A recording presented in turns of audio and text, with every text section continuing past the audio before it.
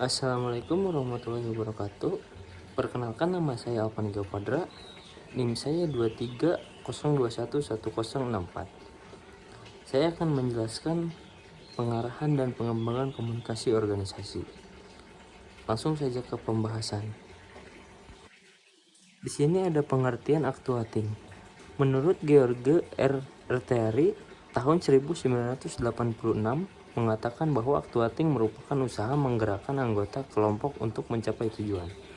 Actuating merupakan upaya untuk menjadikan perencanaan menjadi kenyataan melalui berbagai pengarahan dan pemotivasian agar setiap karyawan dapat melaksanakan kegiatan secara optimal, sesuai dengan peran, tugas, dan tanggung jawabnya masing-masing. Fungsi dan peran actuating. Yang pertama, melakukan pengarahan atau commanding. Ada bimbingan atau directing, dan komunikasi atau communication. Yang kedua, ada pengarahan dan bimbingan merupakan kegiatan menciptakan, memelihara, menjaga, dan memajukan organisasi melalui setiap personel. Yang ketiga, actuating merupakan upaya perencanaan menjadi kenyataan melalui berbagai pengarahan dan permotivasian agar setiap karyawan dapat melaksanakan kegiatan secara optimal sesuai dengan peran, tugas, dan tanggung jawabnya. Ada konsep motivasi dalam organisasi. Pengertian motivasi mempersoalkan bagaimana cara mengarahkan daya dan potensi bawahan agar mau bekerja sama secara produktif, berhasil mencapai dan mewujudkan tujuan yang telah ditentukan. Jenis motivasi. Yang pertama ada motivasi primer. Motivasi yang didasarkan pada motif dasar yang berasal dari segi biologis atau jasmani manusia. Contohnya, mencari makan atau rasa ingin tahu. Yang kedua ada motivasi sekunder. Adalah motivasi yang dipelajari. Motif ini dikaitkan dengan motif sosial, sikap dan emosi yang berkaitan dengan komponen efektif, kognitif, dan kurasif. Konsep motivasi dalam organisasi. Model motivasi. Yang pertama, ada model tradisional. Model ini mengisyaratkan bagaimana manajer menentukan pekerjaan-pekerjaan yang harus dilakukan dengan sistem pengupahan, insentif, untuk memacu para pekerja agar memberikan produktivitas yang tinggi. Yang kedua ada model hubungan manusiawi. Menurut Elton Mayo dan para peneliti hubungan manusiawi lainnya menemukan bahwa kontak-kontak sosial karyawan pada pekerjaannya adalah penting. Kebosanan dan tugas rutin merupakan pengurang dari motivasi. Untuk itu, para karyawan perlu dimotivasi melalui pemenuhan kebutuhan sosial dan membuat mereka berguna dan penting dalam organisasi. Yang ketiga, ada model sumber daya manusia. Menurut Gregor Maslow, Agris, dan Likert mengkritik model hubungan manusiawi bahwa seseorang bawahan tidak hanya dimotivasi dengan memberikan uang atau keinginan untuk mencapai kepuasan, tapi juga kebutuhan untuk berprestasi dan memperoleh pekerjaan yang berarti. Dalam arti lebih menyukai pemenuhan kepuasan dari sesuatu prestasi kerja yang baik, diberi tanggung jawab yang lebih besar untuk pembuatan keputusan dan pelaksanaan tugas. Ada konsep motivasi dalam organisasi. Yang pertama, kebutuhan fisiologis berkaitan dengan kebutuhan pokok manusia yaitu sandang, pangan, dan papan. Yang kedua ada kebutuhan prasmanan berhubungan dengan keamanan yang berkaitan dengan fisik ataupun psikis, bebas dari rasa takut dan cemas. Yang ketiga ada kebutuhan sosial, adalah diterima di lingkungan orang lain yaitu pemilikan harga diri dan kesepakatan untuk maju. Yang keempat ada kebutuhan penghargaan usaha menumbuhkan jati diri. Yang kelima ada kebutuhan untuk aktualisasi diri, adalah kebutuhan individu menjadi sesuatu yang sesuai dengan kemampuannya. Komunikasi dalam organisasi. Pengertian komunikasi. Komunikasi merupakan pertukaran dan pemahaman informasi antara dua pihak atau lebih. Proses ini melibatkan pengirim pesan, penerima pesan, dan saluran komunikasi. Komunikasi dapat terjadi dalam bentuk termasuk verbal, dalam bentuk kata, dan non-verbal, melalui gerakan tubuh, ekspresi wajah, dan bahasa tubuh. Fungsi komunikasi dalam organisasi. Yang pertama, ada fungsi informatif. Organisasi dipandang sebagai sistem pemrosesan informasi.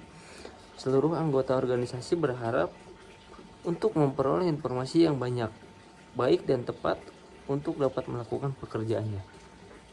Yang kedua, ada fungsi regulatif. Berkaitan dengan peraturan yang berlaku dalam suatu organisasi. Jajaran manajemen berhak mengendalikan informasi yang akan disampaikan dan memberikan instruksi kepada anggotanya. Yang ketiga, ada fungsi persuasif. Dalam mengatur suatu organisasi, kekuasaan dan kewenangan tidak selalu bisa membawa hasil yang sesuai. Maka dari itu, atasan akan menggunakan komunikasi bersifat persuasif. Yang keempat, ada fungsi integratif. Setiap organisasi berusaha menyediakan saluran yang memungkinkan karyawan dapat melaksanakan tugas dan pekerjaan dengan baik, melalui komunikasi formal maupun informal. Manajemen konflik. Manajemen konflik merupakan serangkaian aksi dan reaksi antara pelaku maupun pihak luar dalam suatu konflik. Manajemen konflik termasuk pada suatu pendekatan yang berorientasi pada proses yang mengarahkan pada bentuk komunikasi, termasuk tingkah laku dari pelaku maupun pihak luar dan bagaimana mereka mempengaruhi kepentingan dan interpretasi. Aspek-aspek dalam manajemen. Yang pertama, ada aspek positif.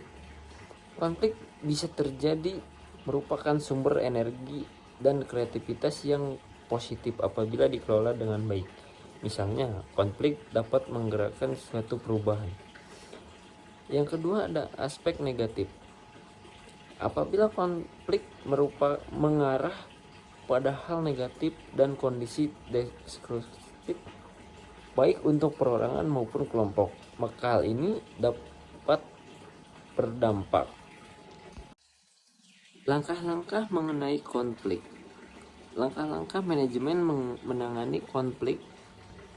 Yang pertama, menerima dan mendefinisikan pokok masalah yang menimbulkan ketidakpuasan. Langkah ini sangat penting karena kekeliruan dalam mengetahui masalah yang akan menimbulkan kekeliruan pula dalam merumuskan cara pemecahannya. Yang kedua, mengumpulkan fakta, keterangan. Fakta yang dikumpulkan harus lengkap dan akurat, tetapi juga harus dihindari tercampurnya dengan opini atau pendapat. Opini atau pendapat sudah dimasuki unsur subjektif.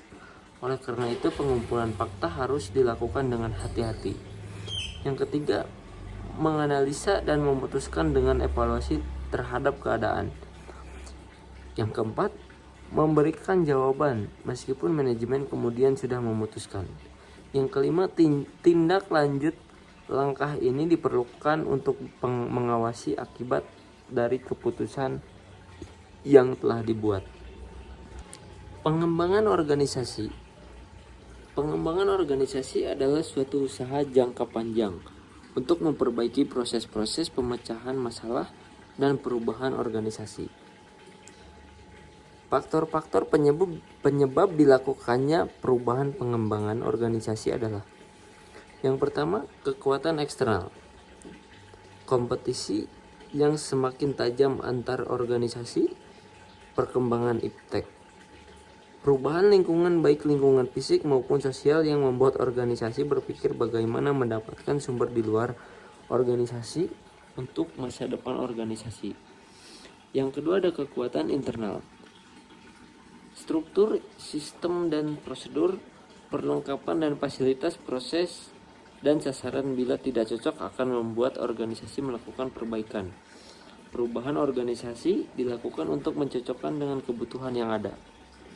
Kesimpulan, pengarahan dan pengembangan komunikasi organisasi memiliki peran penting dalam memastikan efektivitas dan efisiensi dalam pencapaian tujuan organisasi.